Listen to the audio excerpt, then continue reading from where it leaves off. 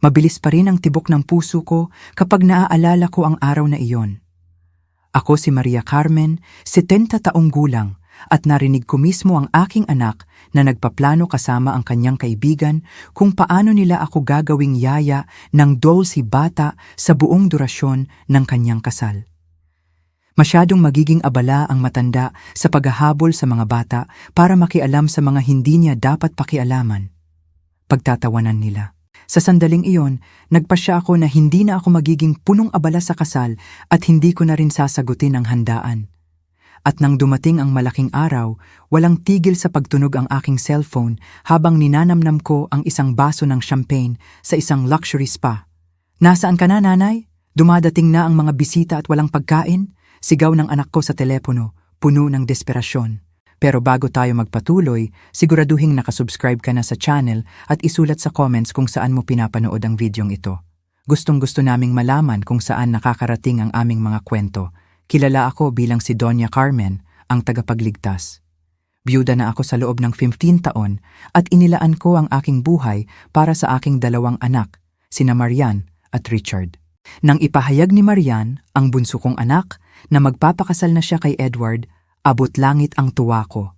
Siya ang liwanag ng aking buhay at lagi kong hangad na magkaroon siya ng masaya at masaganang buhay. Ang anak ko namang si Richard ay mas tahimik, pero malapit din sa akin. Sa aking pagkigla, nagpakita si Marian bilang perpektong anak nitong mga nakaraang taon. Lagi niya akong tinatawag na mommy, dinadalhan ng mga regalo at pinupuri ang luto ko. "Ang sarap mong magluto, Nay. Ang swerte namin ni Richard na lumaking ganito ang kinakain," sabi niya na may ngiting nagpapaliwanag sa paligid. Nang ipahayag ni Marian ang petsa ng kasal, agad akong nag-alok ng tulong. Dahil buong buhay akong nagluluto at naging pastry chef sa loob ng 30 taon bago magretiro, iminungkahi kong ako na ang maghahanda ng buong handaan bilang regalo. Makakatipid ng humigit kumulang 150,000 piso ang anak ko, lalo na't gumagastos na siya ng malaki para sa reception venue sa Manila at sa kanyang gown. "Mommy, sigurado ka ba? Masyadong mabigat na trabaho yan," nag-aalalang sabi ni Marian. "Anak, regalo ko ito. Gagawin ko ito ng buong pagmamahal," sagot ko habang pinaplano na ang bawat detalye. Sa loob ng 3 buwan, sinubukan ko ang iba't ibang recipe, gumawa ng budget at nag-organisa ng mga katulong. Ginastos ko ang malaking bahagi ng aking ipon para bumili ng mga espesyal na sangkap. Halos hindi ako makatulog sa kakaisip sa mga pika-pika, matatamis at cake. Samantala, laging pumupunta si Marian sa bahay kasama si Richard na nagkukunwaring interesadong tumulong. "Mommy, pwede ko bang matutunan kung paano gawin yung special dip mo? Ang sarap sabi niya, habang isinusulat ang bawat hakbang na parang kayamanang itatago. Noong Martes bago ang kasal ng Sabado, nasa kusina ako at tinatapos ang listahan ng pamimili nang makarinig ako ng mga boses mula sa patiyo. Dumating sina Richard at Marian para mananghalian. Nasa telepono si Marian habang ang anak kong lalaki ay may kausap sa trabaho. Noong una, hindi ko pinansin. Nakatuon ako sa pagkwenta kung ilang kilong hipon ang kakailanganin para mapakain ang 180 bisita. Pero narinig ko ang pangalan ko na sinundan ng tawanan. Nang walang ingay, lumapit ako sa bintanang nakaharap sa patiyo. "Oo, Joanna, under control na ang lahat para sa kasal," sabi ni Marian sa kaibigan niya sa telepono. "Magiging busy si Mommy sa mga bata buong oras." Nakumbinsi ko si Richard na perfect na siya ang mag-alaga sa lahat ng anak ng mga bisita habang nasa party. Nanigas ako, nakatigil ang ballpen sa ibabaw ng papel. "Nasa 12 na bata lahat," patuloy niya, mula sa mga sanggol hanggang sa mga pasaway na 10 years old na takbo ng takbo. Pero sanay naman ang matanda, di ba? Mailalayo niya ang mga bata sa atin buong party. May sinabi ang kausap niya na hindi ko narinig, pero nagpatawa ito kay Marian ng malakas. Tumpak. Ang pinakamagandang part hindi niya makakain ang sarili niyang handa na ilang buwan niyang pinaghirapan. Masyado siyang magiging busy sa pagpapalit ng lampin at paghahabol sa mga maliliit na demonyo. Bumilis ang tibok ng puso ko. Nagsimulang manginig ang mga kamay ko. At ang the best, Joanna, napakadali lang. Hindi na namin kailangang direktang makiusap. Binanggit lang ni Richard na may ilang bata sa party at agad siyang nag-volunteer na tumulong kung ano man ang kailangan. Kaya pumayag kami agad, 'di ba? Libreng professional yaya buong gabi. Siguro nagtanong si Joanna dahil sumagot si Marian. Siyempre hindi. Wala siyang kaalam-alam. Akala niya titingnan-tingnan lang niya ang mga bata paminsan-minsan. Hindi niya alam na nasabihan na ang mga magulang na siya ang opisyal na responsable. May hiwalay na kwarto pa nga sa venue kung saan siya stay kasama ang mga chikiting. Naramdaman ko ang panginginig ng buong katawan ko sa galit. Nandito ako, ginagastos ang ipon at oras ko para gawin ang pinakamasarap na handaan, habang pinaplano nilang gamitin ako bilang katulong nang wala man lang disenteng pagtatanong. At ang pinakamasakit sa lahat, ibinaba ni Marian ng kaunti ang boses niya, pero dinig ko pa rin ang bawat salita. Kasi sa ganitong paraan, hindi siya makikisawsaw sa mga usapan, nagkukwento ng mga boring na istorya noong maliliit pa kami. Wala nang nakakatagal makinig kung paano naging masipag mag-aral si Marian o kung paano naging pasaway si Richard. Sa sandaling iyon, narinig ko ang mga yapak ni Richard na papalapit. Joanna, kailangan ko ng ibaba, paparating na si Richard. Kita tayo sa Sabado. Sino yang kausap mo, mahal? Tanong ni Richard. Si Joanna. Kinukwento ko lang na tutulungan tayo ni Mommy sa mga bata sa kasal. Ang sarap talagang magkaroon ng nanay na matulungin, no? Anghel talaga si Mommy, sagot ni Richard na may pagmamalaki. Laging handang tumulong sa pamilya.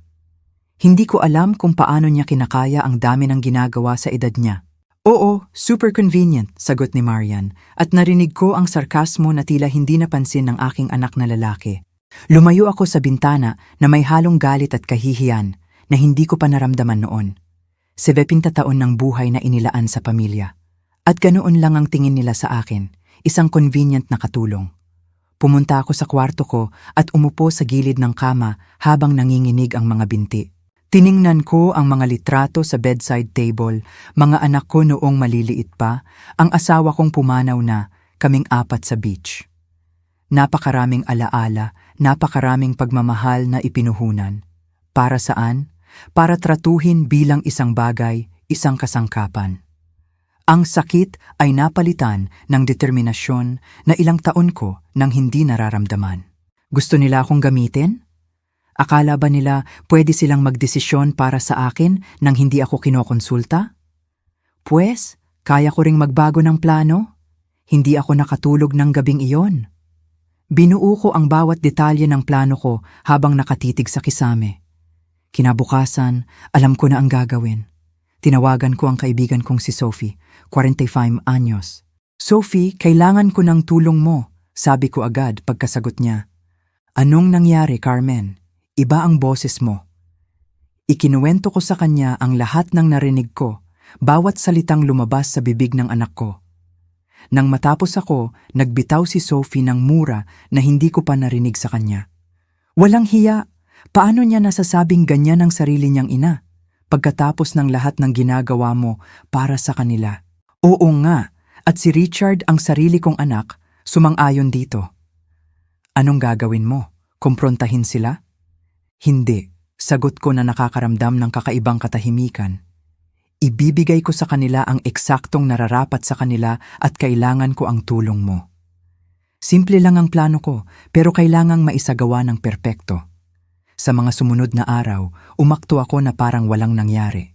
Nang tumawag si Marian para magtanong tungkol sa mga paghahanda, normal akong sumagot, "Oh anak, under control ang lahat. Magiging napakasarap ng handaan."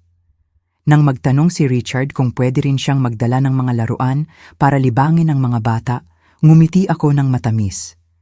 Siyempre anak, gagawin ko ang lahat para maging perpekto ang araw ng kapatid mo.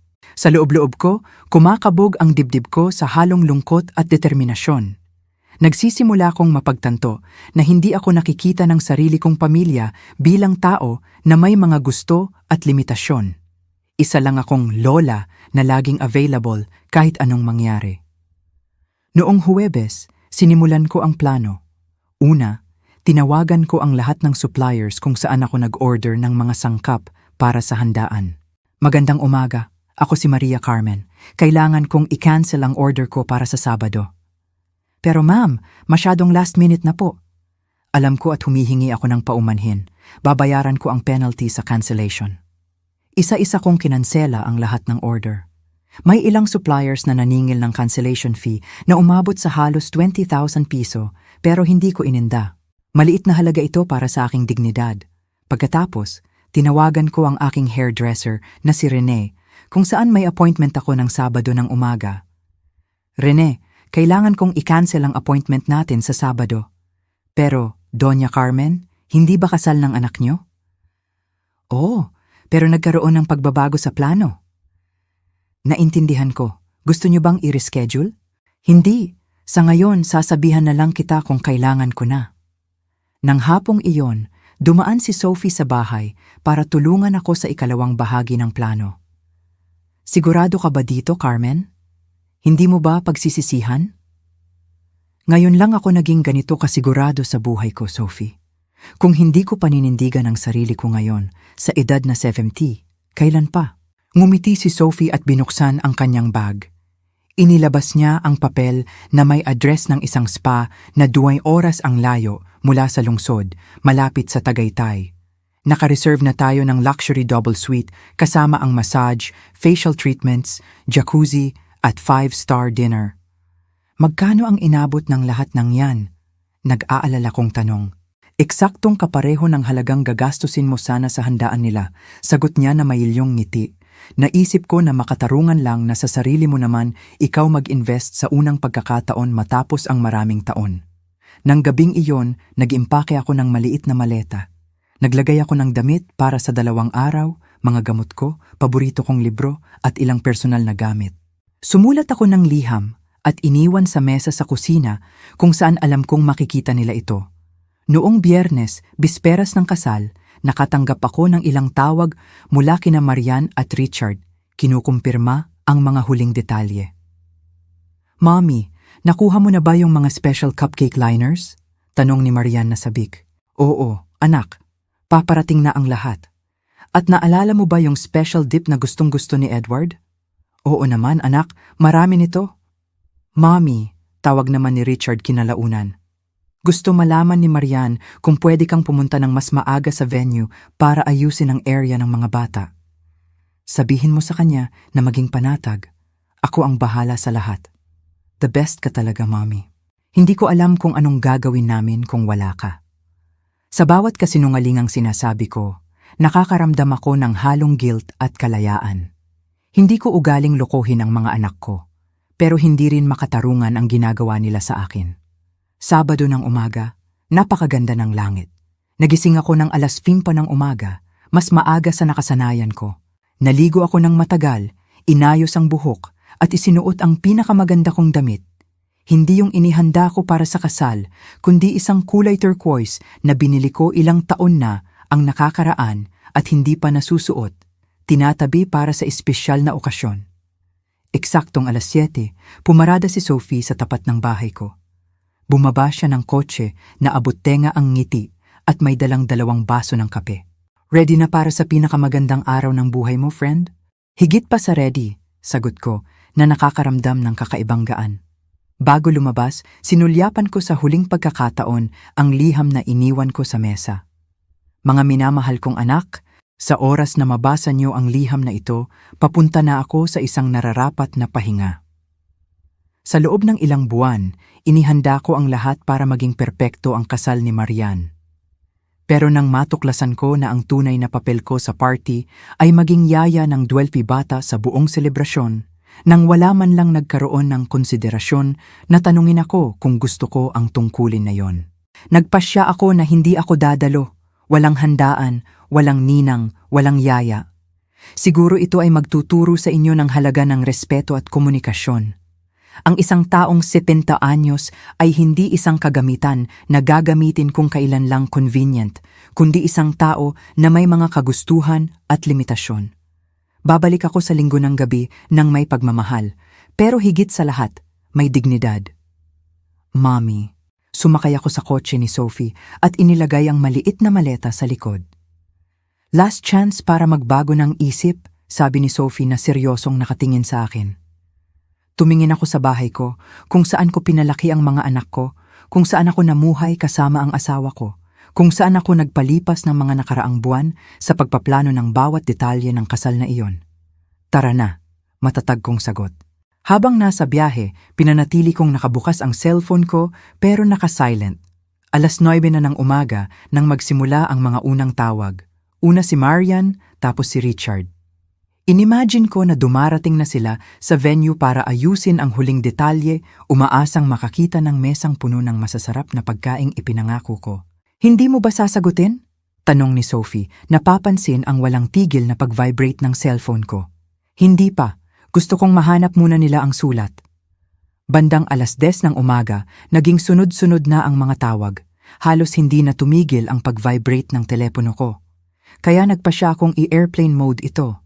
Gusto kong maging ganap na naroon sa araw na para sa akin lang. Dumating kami sa spa pagkalipas ng tanghali. Mas maganda pa ang lugar kaysa sa mga litrato. Isang eleganteng gusali na napapaligiran ng malalagong hardin na may tanawin ng lawa ng Taal. Sinalubong kami ng receptionist na may dalang wine. Welcome sa Spa Serenity. Ready na po ang inyong rooms at magsisimula ang treatments in 1 hour. May special occasion po ba? Oo, sagot ko, nararamdaman ang tunay ng ngiti sa aking mga labi. Ipinagdiriwang ko ang aking kalayaan. Malawak at maaliwalas ang aming kwarto, may pribadong balkonahe na nakaharap sa lawa. Inayos ko ang mga gamit ko habang iniikot ni Sophie ang pasilidad. Carmen, ang laki ng jacuzzi sa banyo at tignan mo tong menu ng services. Pwede pa tayong mag-yoga sa may pantalan ng lawa.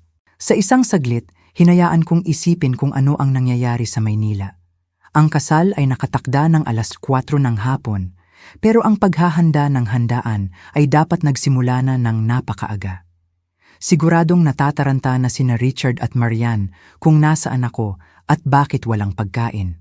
2:00 ng hapon, habang nagpapa-hotstone massage ako, nagpasya akong buksan ulit ang cellphone ko. Gaya ng inaasahan, may 2 ng missed calls at text messages. Karamihan ay mula sa mga anak ko, pero meron din sa ibang kamag-anak at ilang numerong hindi ko kilala. Ang unang mensaheng binasa ko ay galing kay Marian. Mommy, nasaan ka? Kanina ka pa namin hinahanap. Ang pangalawa ay galing din sa kanya. Mommy, nakita ko ang sulat mo. Joke ba to? Please tawagan mo ako. Urgent. Sumunod ang mga mensaheng lalong nagiging desperado. Mommy, magsisimula na ang kasal sa 4 hours at wala kaming maihahain sa mga bisita. Hindi ako makapaniwalang ginagawa mo ito sa akin. Ito ang pinakaimportanteng araw ng buhay ko. Galing kay Richard, ang mga mensahe ay hindi rin maikakaila ang pagkabalisa. Mommy, please sumagot ka. Kailangan natin itong ayusin. Iyak nang iyak si Marian. Anong nangyari sa'yo? At ang higit na nakakuha ng atensyon ko, Mommy, may 12 bata dito at nagtatanong ang mga magulang kung sino ang mag-aalaga sa kanila habang nasa party. Anong sasabihin namin? Ang huling mensahe ay halos nagpatawa sa akin. Pinatay ko ulit ang cellphone at ibinigay ang sarili sa relaxation ng masahe. Okay lang po ba kayo, ma'am? Tanong ng masahista nang mapansin ang ngiti ko. Better than ever, iha. Ituloy mo lang. Pagkatapos ng masahe, nananghalian kami ni Sophie sa restaurant ng spa. Napakasarap ng pagkain, magaan at sosyal na ninamnam ko nang walang pagmamadali. Uminom kami ng white wine at pinag-usapan ang lahat, maliban sa kasal. Kumusta ang pakiramdam mo? Tanong ni Sophie habang nagde-dessert kami. Kakaibang kapayapaan, sagot ko matapos mag-isip sandali. Parang nawala ang isang napakabigat na pasanin sa balikat ko.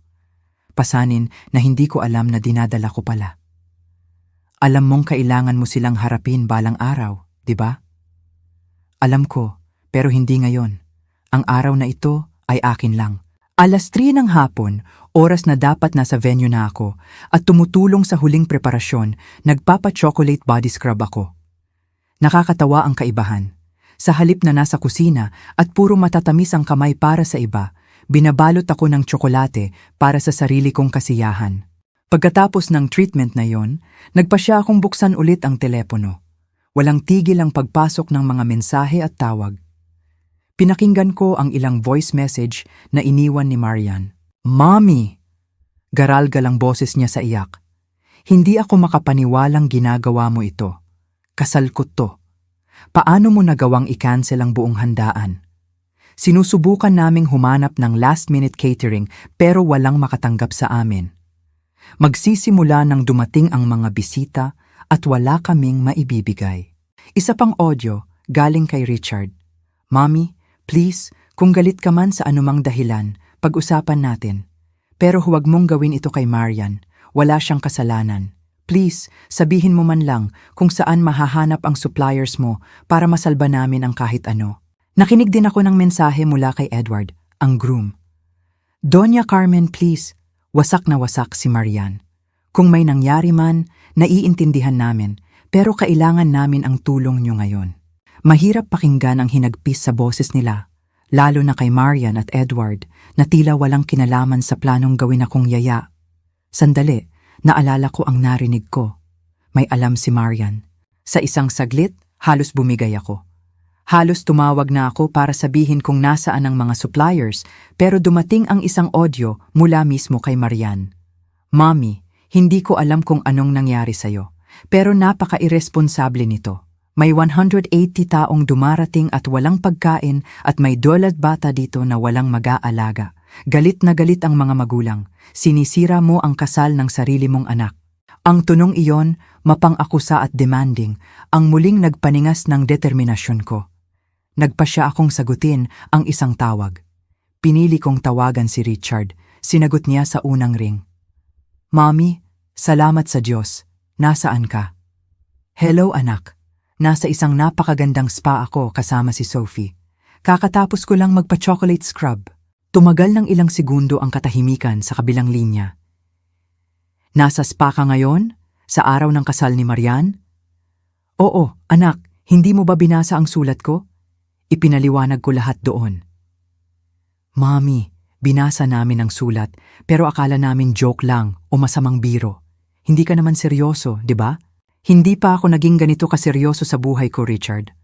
Nalaman kong pinaplano niyo akong gawing yaya ng 12 bata buong party nang hindi man lang tinatanong kung gusto ko. Kaya naisip ko na mas mabuting hindi na lang dumalo. Mommy, pero paano? Sinong nagsabi sa'yo niyan?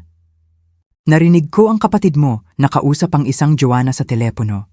Narinig ko ang bawat salita tungkol sa kung gaano ka-convenient na maging busy ang matanda para hindi makialam.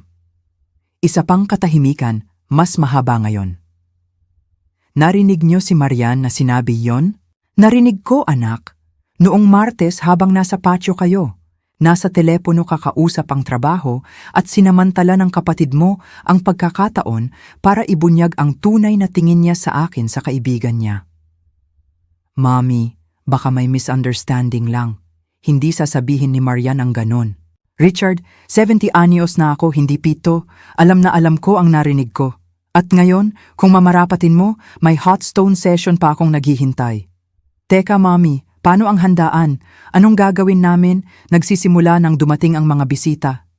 Hindi ko alam, anak. Baka yung matalinong kapatid mo ay makaisip ng paraan. Tutal, mukhang magaling naman siyang gumawa ng plano patalikod sa iba. Mommy, please, anak niyo si Marian. Tinamaan ako nito. Tama siya, anak ko si Marian. Tama ka, anak ko si Marian. Sabihin mo sa kanya na sorry, pero hindi ako makakadalo. I-suggest ko na magpapizza na lang kayo para sa mga bisita. At tungkol sa mga bata, bakit hindi siya na lang ang mag-alaga? Sigurado akong magiging excellent siya. Mommy, hindi niyo pwedeng gawin ito. Kasal ng anak niyo. Pwede ko at ginagawa ko, Richard. Minsan kailangan nating magtakda ng limitasyon, kahit masakit. Sabihin mo kay Marian na mahal ko siya at babawi ako pagkatapos. Pero ngayong araw, pinipili ko ang sarili ko. Binaba ko ang telepono bago pa siya makasagot. Nanikip ang puso ko para kay Marian, pero alam kong kung babawiin ko ito ngayon, walang magbabago sa hinaharap. Patuloy pa rin nila akong titingnan bilang taong laging available para ayusin ang lahat nang hindi kinokonsidera ang nararamdaman ko. Binalik ko sa silent ang telepono at bumalik sa spa treatments. Ang hot stone massage ay nagparelax sa mga muscle na hindi ko alam na tense pala. Ang facial ay nagpaganda sa balat ko na parang bumata ako ng ilang taon. Bandang 6:00 ng gabi, kung kailan dapat nagsisimula na ang reception, nasa gilid kami ng lawa ni Sophie, nakaupo sa komportableng upuan, umiinom ng tsaa at pinapanood ang paglubog ng araw. Alam mong may mga konsekwensya ito, di ba? Malumanay na komento ni Sophie. Alam ko, pero baka ito ang mga konsekwensyang kailangan para makabuo kami ng mas malusog na relasyon. Sa tingin mo maniniwala si Richard sa'yo tungkol sa sinabi ni Marian? Bumuntong hininga ako habang nakatingin sa horizon kung saan lumulubog ang araw, kinukulayan ng orange ang langit. Hindi ko alam. Siguro. Ang mga lalaking in love ay madalas bulag, pero hindi na yun gaanong mahalaga. Ang importante ay nirespeto ko ang sarili ko sa unang pagkakataon matapos ang mahabang panahon. Nang gabing iyon, kumain kami sa fine dining restaurant ng spa. Kumain kami ng mga putahing hindi ko kailanman magagawang lutuin para sa sarili ko dahil lagi akong abala sa pagluluto para sa iba. Ang chef mismo ang lumapit sa mesa namin para magpakilala at nang malaman niyang nagluluto rin ako, nagkaroon kami ng mahabang usapan tungkol sa culinary techniques. Dapat magturo po kayo, Doña Carmen, suhestyon niya. May mahalaga kayong kaalaman na babayaran ng marami para matutunan. Ang suhestyon na iyon ay nagtanim ng ideya sa isip ko. Bakit nga hindi? Bakit hindi gamitin ang kaalaman ko sa paraang magpapahalaga sa akin sa halip na laging nagsisilbi sa iba? Pagbalik sa kwarto, nagpasya akong tignan ang telepono ko sa huling pagkakataon bago matulog. Mahigit 50 missed calls at napakaraming mensahe. Marami mula sa mga kamag-anak na nasa kasal na at hindi naiintindihan ang nangyayari. May ilan na pumukaw sa atensyon ko, mula sa pinsan kong si Tita Tess. Carmen, anong nangyari? Nandito kaming lahat at puro pika-pika lang na nabibili sa grocery at soft drinks ang meron. Iyak nang iyak si Marian sa CR. Tawagan mo ako. Mula sa pamangkin kong si Carlo. Tita Carmen, totoo bang iniwan mo ang kasal dahil gagawin kang yaya? Sabi ni Marian, misunderstanding lang daw lahat. At isang mensahe mula sa unknown number na ikinagulat ko.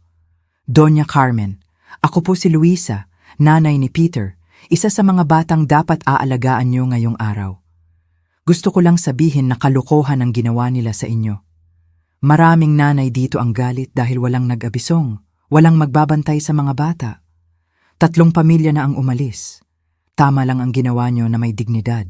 Ang mensaheng iyon ay nagbigay sa akin ng kakaibang validation. Hindi ako baliw at hindi ako nagiging makasarili. Ang ibang tao, nang malaman ang nangyari, ay naintindihan at sinuportahan ang desisyon ko. Nakatulog ako ng mahimbing noong gabing iyon, mas mahimbing kaysa sa mga nakaraang buwan. Nang magising ako noong linggo, pumapasok na ang araw sa siwang ng kurtina. Tiningnan ko ang orasan, 8:30 na ng umaga. Hindi ko na matandaan kung kailan ako huling nagising ng ganitong oras. Tulog pa si Sophie sa kabilang kama. Bumangon ako ng tahimik, nagsuot ng malambot na robe ng spa at pumunta sa balkonahe. Ang tanawin ng lawa sa umaga ay nakakamangha. May manipis na hamog sa ibabaw ng tubig na lumilikha ng halos mahiwagang kapaligiran. Umorder ako ng magaan na almusal via room service at nanatili doong mag-isa kasama ang aking mga iniisip. Sa unang pagkakataon, hindi ako nag-aalala sa kung anong kailangan kong gawin para sa iba. Hindi ko iniisip kung anong tanghalian ang ihahanda pagbisita ni Richard o anong cake ang gagawin para sa birthday ng kung sino o paano tutulungan si Marian sa honeymoon preparations. Iniisip ko lang ang sarili ko, si Maria Carmen, ang babaeng 70 anyos na nagpalaki ng 2 anak mag-isa matapos mabiyuda, na nagtrabaho bilang pastry chef para pandagdag sa pensyon, na nakasurvive sa cancer, 5 taon na ang nakakaraan ng hindi sinasabi sa kanila para hindi mag-alala ang pamilya. Nang magising si Sophie, nagkape kami sa balkonahe. At ngayon, anong gagawin mo pag uwi natin? Tanong niya habang kumakagat ng toast. Hindi ko pa sigurado, pero alam kong magbabago ang mga bagay-bagay. Kailangang magbago. Nagpasya kaming i-extend ang stay namin ng ilang oras. Nagbook kami ng yoga class sa gilid ng lawa at pagkatapos ay jacuzzi bath na may aromatic salts. Binuksan ko lang ulit ang cellphone ko nang paalis na kami. Bandang tanghali. Gaya ng inaasahan, may mga bagong mensahe, pero nagbago ang tono ni Richard. "Mommy, kailangan nating mag-usap pag-uwi mo. Please, sabihan mo ako kapag nasa bahay ka na." Mula kay Marian. "Mommy, masakit pa rin ang loob ko sa nangyari, pero kinuwento ni Edward ang narinig niya tungkol sa planong gawin kang yaya. Totoo ba yon? Please tawagan mo ako kapag pwede na." At nakakagulat na mensahe mula kay Edward, ang asawa na ngayon ni Marian. "Doña Carmen, naiintindihan ko na ngayon kung bakit niyo ginawa yon. Umamin sina Ricardo at Marian matapos naming makaharap ang ilang galit na magulang dahil sinabihan daw sila na may mag-aalaga sa mga bata. Masama ang loob ni Marian pero naiintindihan niya rin. Mag-uusap po tayo pagbalik niyo." Nagulat ako. Hindi ko inaasahan na si Edward na laging tahimik at disente ay magkakaroon ng ganitong malinaw na posisyon. Habang nasa biyahe pabalik, pinag-usapan namin ni Sophie ang mga nangyari at kung ano ang pwedeng mangyari mula rito. "Ready ka na bang harapin sila?" tanong ni Sophie habang nagmamaneho sa zigzag na kalsada. Sa tingin ko, oo. First time kong maramdaman na kontrolado ko ang sitwasyon. Hindi na lang ako si Doña Carmen na taga-ayos ng lahat, kundi isang taong may karapatan at limitasyon. "Tingin mo maniniwala si Richard sa sinabi ni Marian?" Bumuntong hininga ako. Hindi ko alam siguro, pero hindi na yun ganun kaimportante. Ang mahalaga, nirespeto ko ang sarili ko. Dumating kami sa bahay ko bandang 5:00 ng hapon. Tinulungan ako ni Sophie ibaba ang maliit na maleta at niyakap ako ng mahigpit bago umalis. "Kahit ano, tawagan mo ako. Nandito ako in 10 minutes. "Salamat Sophie sa lahat." Pumasok ako sa bahay at sinalubong ako ng pamilyar na katahimikan. Nilagay ko ang maleta sa kwarto at nagtimpla ng tsaa. Hindi ko pa tinatawagan ang kahit sino para sabihing nakauwi na ako. Kailangan ko ang oras na ito para sa sarili ko, para maghanda sa susunod na mangyayari. 7:00 ng gabi, tumunog ang doorbell. Huminga ako ng malalim bago buksan. Si Marian, mag-isa. Pula at maga ang mga mata niya, senyales na umiyak siya ng husto. "Hi, Mommy," sabi niya sa mahinang boses. "Hi, anak, pasok ka." Umupo kami sa sala ng tahimik ng ilang sandali. Sa wakas, nagsalita siya. "Bakit hindi mo sinabi sa akin kung anong nangyayari? Bakit hindi mo sinabi yung narinig mo?" "Dahil ayokong madamay ka sa kwento. Sa pagitan lang to namin ng kapatid mo at ikaw. Pero kasal ko yon, Mommy. Iniwan mo ang 180 tao nang walang pagkain. Kinailangan naming magpa-pizza last minute. Nakakahiya." "Alam ko, anak, at nalulungkot ako na pinagdaanan mo yon. Pero nakakahiya rin marinig ang sarili kong anak na nagpaplanong gawin akong yaya nang hindi man lang tinatanong kung gusto ko. Nakakahiya na ma-realize na matapos ang ilang buwang paghahanda ng handaan, paggastos ng ipon ko, naniniwala pa rin kayo na pwede niyo akong isantabi sa isang sulok para mag-alaga ng bata para hindi maabala ang mga matatanda." Yumuko si Marian. "Sinabi sa akin lahat ni Edward. Sabi niya pagkatapos mong hindi sumipot at nagreklamo ang mga magulang na walang nag-aalaga sa mga bata, kinumpronta kami ni Richard ni Joanna at umamin ako." "Umamin ka?" "Oo. Sinabi ko na nakipagkasundo ako sa ilang kaibigan na ikaw ang bahala sa mga bata buong party, na inabisuhan ko ang mga magulang na may professional nanny na available. Lahat ng hindi ka kinukonsulta." Kumirot ang dibdib ko. Mas malala pa pala sa inaakala ko. Hindi lang basta masasamang komento sa pagitan ng magkaibigan, kundi isang planadong aksyon na ipinapatupad na. At si Richard, anong sabi niya? Nagalit siya. "Mommy, hindi ko pa nakitang ganun ang kapatid ko." Sinigawan niya ako sa harap ng lahat, tinatanong kung paano ko nagawang gawin yon sa sarili naming ina. Sinubukan kong ipagtanggol ang sarili ko, sinabing joke lang na na-misinterpret mo lang. Pero may isang nanay na nagpakita ng message na natanggap niya days before, kinukumpirma na may isang may edad at sanay na babae na mag-aalaga sa mga bata. Tapos anong nangyari? Umalis kami ni Richard, Mommy, sa gitna ng party. Ako umiiyak at siya galit na halos hindi makapagsalita. Nanahimik ako para iproseso ang impormasyon. Hindi ko inasahan na aabot sa ganoon.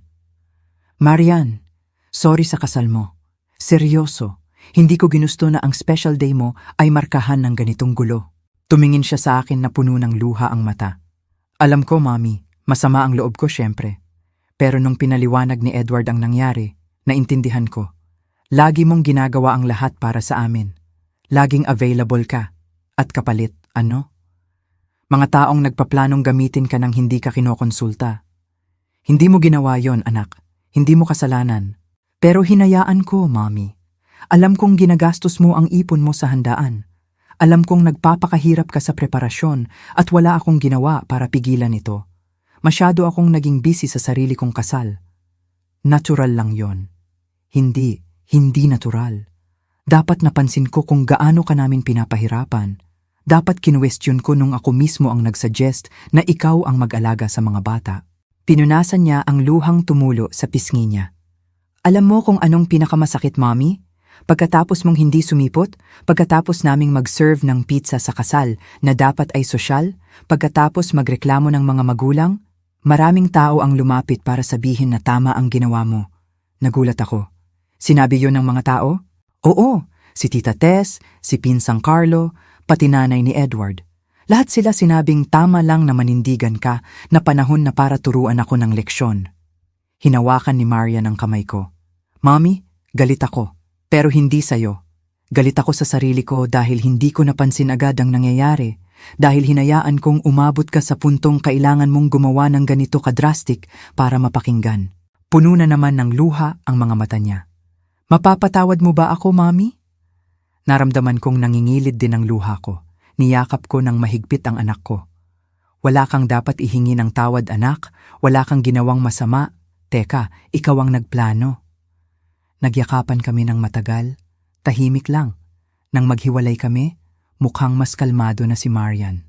At ngayon, Mommy, anong mangyayari sa amin ni Richard? Hindi ko alam, anak. Sa inyo na yon. Tumawag si Richard, humihingi ng usap pag-uwi ko. Pupunta ba siya dito? Hindi ko alam. Hindi ko pa siya nasasabihan na nakauwi na ako. Tumango si Marian. Aalis na ako. Hinihintay ako ni Edward. Bukas na lang tayo mag-usap, okay? Sige, anak. Hinatid ko siya sa pinto. Bago lumabas, lumingon siya at niyakap ulit ako. Ikaw ang pinakamatatag na taong kilala ko, Mommy. Always has been. Pagkaalis ni Marian, umupo ulit ako sa sofa. Pagod na ang emosyon ko. Hindi ko inakala na ang maliit kong pagre-rebelde ay magdudulot ng ganitong gulo. May bahagi sa akin na nakokonsensya, lalo na sa kasal ni Marian. Pero may bahagi rin na matagal nang natahimik, na sa wakas ay nakaramdam ng kalayaan. Napansin ng mga tao ang nangyari. Kinilala nilang nararapat akong tratuhin ng may respeto at konsiderasyon, hindi bilang kasangkapan. Bandang 9:00 ng gabi, kumatok sa pinto. Si Richard. Pagbukas ko, nakita kong kasing pula rin ng kay Marian ang mga mata niya. Mommy, lang ang nasabi niya bago ako niyakap ng mahigpit. Pumasok kami at umupo sa sala. Mukhang wasak si Richard. Mommy, hindi ko alam kung saan magsisimulang humingi ng tawad. Simulan mo sa umpisa, anak, kalmado kong sagot. Anong nangyari pag alis ko? Huminga ng malalim si Richard, sinusuklay ang buhok gamit ang kamay sa nerbiyos. Nung hindi ka dumating ng Sabado ng umaga, nag-alala kami. Tinawagan kita pero hindi ka sumasagot. Tapos nakita ni Maria ang sulat. At anong sabi niya? Nung una nagkunwari siyang gulat. Sabi niya, baka misunderstanding lang, na mali lang ang intindi mo. Pero tumigil din siya na parang masakit ituloy. Tapos nagsidatingan ang mga bisita na may mga bata, 3, 4, hanggang naging 12. At lahat ng magulang iisa ang tanong, nasaan ang babaeng mag-aalaga sa kanila? Yumuko si Richard. Doon ako nagsimulang maghinala. Tinanong ko ang isang nanay paano niya nalaman na may mag-aalaga. Pinakita niya ang text ni Marian na nagsasabing ang nanay ni Richard, isang experienced at adorable na ginang, ay mananatili sa special room kasama ang mga bata buong reception. Tumingin siya sa mata ko. Mommy, sumpaman, hindi ko alam yon. Hindi sinabi ni Marian na gumawa siya ng ganong arrangement. At anong ginawa mo nung nalaman mo? Kinompronta ko siya sa gitna ng reception. Una tinanggi niya, sabi niya, para lang may lugar ang mga bata, hindi ibig sabihin ikaw ang magbabantay. Pero may lumapit na namang galit na nanay, sabi pinangakuan siya ng professional nanny at kaya lang siya pumunta dahil doon. Lalong namiligro ang mukha ni Richard. Doon na umamin si Marian. Sabi niya akala niya mas madali kung ganon, na mahilig ka naman sa bata at ako mismo nag-comment na lagi kang handang tumulong. At yung handaan, anong nangyari? Disaster, Mommy. Wala kaming handa. Nagpa-pizza sina Marian at Edward last minute. May mga bisitang umalis nung nalamang walang dinner. Sorry para sa kanila. Hindi, Mommy. Ako dapat ang mag-sorry. Kasalanan namin ni Marian, hindi sayo. Tumayo si Richard at naglakad-lakad sa sala. Pagkatapos mong hindi sumipot, matapos naming madiskubre ang ginawa ni Marian, maraming lumapit sa akin. Sinong mga tao? Pamilya, kaibigan? Lahat sinasabing napansin na nila noon pa kung paano ka tratuhin ni Marian, kung paano siya magbigay ng sarkastikong komento na nakabalot sa papuri, kung paano kanya minamaliit sa harap ng iba. At ikaw, hindi mo napansin. Yumuko si Richard sa hiya. Hindi, Mommy. O baka napansin ko, pero ayaw kong makita. Sobrang saya ko na ikakasal ang kapatid ko, kaya nagbulag-bulagan ako. Naiintindihan ko, anak. Minsan nakakabulag ang pagmamahal. Hindi lang pagmamahal, Mommy. Comfort. Convenient para sa akin na magkaroon ng kapatid na mukhang okay sa nanay ko na laging nagsasabing kaya mong tumulong dito o doon. Hindi ako tumigil para isipin kung fair ba yun sa'yo.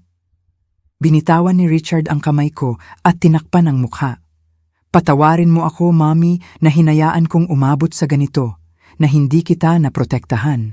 Hinawakan ko ang mukha niya para tumingin sa akin. Anak, wala kang kasalanan sa intensyon. Pero hinayaan kong mangyari, Mommy. At ngayon, hindi ko alam kung kaya ko pang makisama kay Marian pagkatapos makita kung paano kanya tratuhin. Richard, kailangan niyong mag-usap ng mahinahon. Huwag kang magdesisyon ngayon. Mapapatawad mo ba si Marian? Nag-isip ako sandali. Hindi ko alam, anak. Depende sa maraming bagay. Depende kung talagang naiintindihan niya ang mali niya at kung sincere ang sorry niya. Depende kung handa siyang bumuo ng relasyong may respeto. Tingin mo posible yon? Laging may pag-asa para sa pagbabago, anak. Lagi. Niyakap ako ni Richard ng mahigpit, parang nung bata pa siya. Anong gagawin ko kung wala ka, Mommy?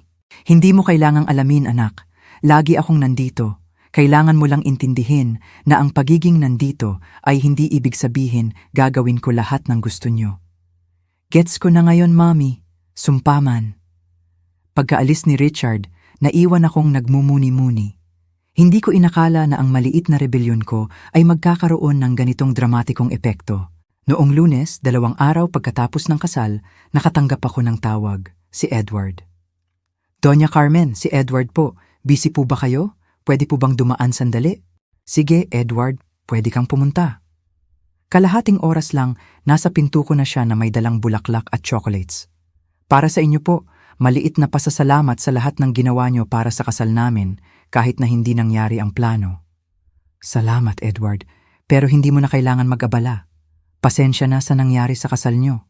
Ngumiti siya, yung mabait na ngiti na nagpapaisip sa akin na tama ang pinili ni Marian. Doña Carmen, wala kayong dapat ihingi ng paumanhin. Sa totoo lang, pumunta ako dito para sabihing hanga ako sa ginawa niyo.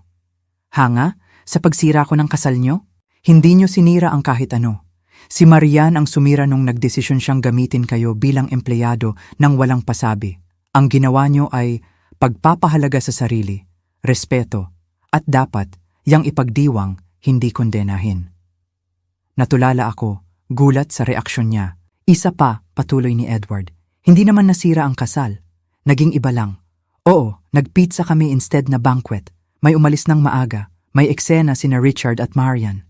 Pero alam nyo, kasal na kami ni Marian at yun ang main goal, di ba? Ngumiti ako na antig sa maturity niya. Oo, Edward, yun ang main goal. Noong Martes, 5 araw matapos ang kasal, nag-aayos ako ng halaman nang marinig ko ang kotse. Si Marian. Mukhang kinakabahan, naka-shades, pero halatang umiyak. Mommy, pwede ba tayong mag-usap? Hi Marian, pasok. Nag-usap kami sa sala. Alam ba ni Richard na nandito ka? Tanong ko. Hindi, sagot niya sa garalgal na boses. Halos hindi niya ako kinakausap simula nung Sabado. Naintindihan ko. Mommy, pumunta ako para humingi ng tawad. Ang ginawa ko ay terrible, walang kapatawaran. Trinato kita na parang, katulong, hindi nanay ko. Pinlano kong gamitin ka nang hindi iniisip ang nararamdaman mo. Bakit anak? Bakit mo ginawa? Lumunok siya. May problema ako sa mother figures. Ikaw ang perfect mom, laging available, laging inuuna ang pamilya. Pakiramdam ko hindi ako sapat. Natatakot ako na agawin mo ang eksena sa kasal ko, na purihin ng lahat ang luto mo, kung gaano ka ka-talented at kabait. Natatakot akong maging second priority sa sarili kong araw. Na-threaten ka sa akin? Oo! Pag-amin niya ng mahina. Nakakatawa, di ba? Ma-threaten sa sarili mong ina? Hindi nakakatawa, anak, tao lang. Lahat tayo may insecurities, pero ang mahalaga ay kung paano natin ito hinaharap. Tumingin siya sa akin ng may gulat. Naiintindihan mo ako? Ang pag-intindi ay hindi pareho ng pag-aapruba o pagpapatawad, pero naiintindihan kong galing ito sa sarili mong sugat. Hindi nito inaalis ang sakit, pero nakakatulong para makita kong hindi ito personal. Nagsimulang umiyak si Marian ng tahimik. Mas mapagbigay ka kaysa sa akin. Marian, hindi ito tungkol sa pagiging mapagbigay. Tungkol ito sa pag-unawa at kung papayagan mo ako, gusto kong bumawi. Hindi na kailangan, anak.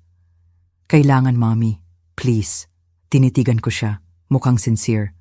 Marian, may tanong ako. Nirespeto mo ba ako bilang tao? O tingin mo lang sa akin ay convenient na parte ng buhay mo? Nanahimik siya. Sa totoo lang, tingin ko hindi kita nakita ng buo bilang tao. Nakita lang kita bilang nanay, hindi bilang Maria Carmen na may pangarap at limitasyon. At malaking pagkakamali yon. Salamat sa katapatan, mommy. Alam kong hindi ko deserve ang patawad mo, pero susubukan kong ayusin ito. At kay Richard? Mahirap. Galit siya, pero susubukan ko. Marian, hindi ko maipapangakong makakalimutan ko ang nangyari, pero handa akong subukan kung handa ka rin. Handa ako, mommy. Isang hakbang muna, ayusin mo muna kay Richard. Kapatid mo siya. At sa akin, bigyan mo ako ng panahon at respeto. Yun lang ang hinihiling ko. At mommy, paano mo nalaman? Narinig kita sa telepono kausap si Joanna.